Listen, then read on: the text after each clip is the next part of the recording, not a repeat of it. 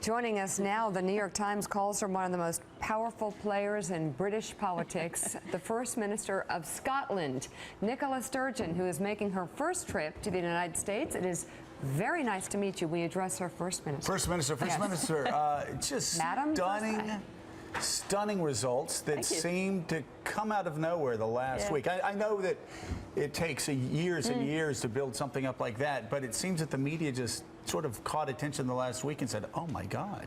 Yeah, something's happening. All the signs had been there that the SNP was going to have a stunning result in the UK general election, but I think it took everybody by surprise just how amazing that result was. How did that happen? Why did that because, happen? Because, as you know, we had the referendum last year on whether or not Scotland should become an independent country, and the vote was against becoming an independent country.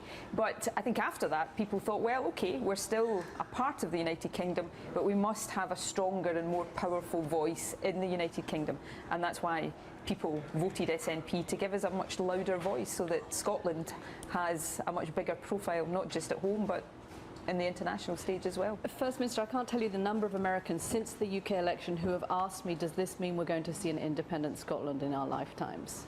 The result of the election doesn't necessarily mean that. The election What's your gut? wasn't. Yeah, my gut says we will see an independent Scotland in our lifetimes, but it's not going to happen just because I or my party want it to happen. It will only happen if a majority of people in Scotland want that. In the meantime, we're determined to make Scotland as successful as we can be. My message in the United States this week is we're open for business. Scotland's a fantastic place to invest in and to work in. We're a successful modern democracy, and if people watching want to visit or to invest there, they're more than welcome. How do you view, Ms. First Minister, the relationship between Scotland and the United States, and how do Scots view it generally? Very positively. Scotland and the United States have a long history of a very good and positive relationship.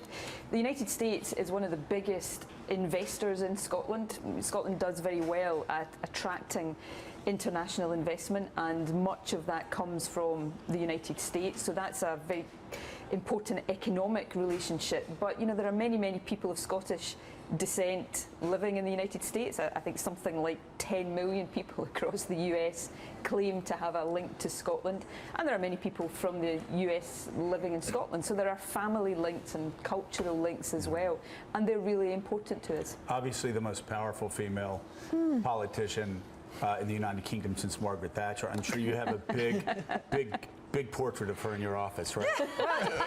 No. Massive.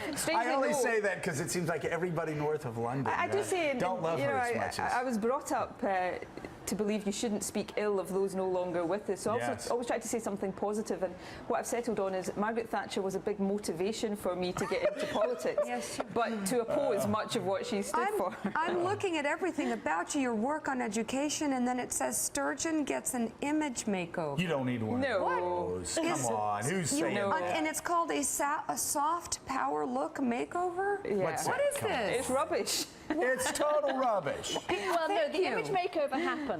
Really? Did it really, Caddy? What did they say? What happened? Who says that in this day and age? What? Well, I got older. That's all that happened. Somebody said something to you? No, you know what it's like. You start to dye your hair. I'm talking to the women here right now. Sorry, guys. You start to dye your hair, and rather than go grey. That's it. Scottish politics, UK politics is not really like American politics in this respect. Not everybody is absolutely obsessed with image. Not that I'm saying everybody in the United States is obsessed with image, but I've not had a deliberate image makeover, not even to come on Morning Joe. Oh my God. I know. Well, we're insulted now. Obviously. All right, fine. Willie and I wanted to know your secrets because at least I need to know. You look great, guys. You don't need an image makeover. First Minister Nicola Sturgeon. We're going to come to Scotland.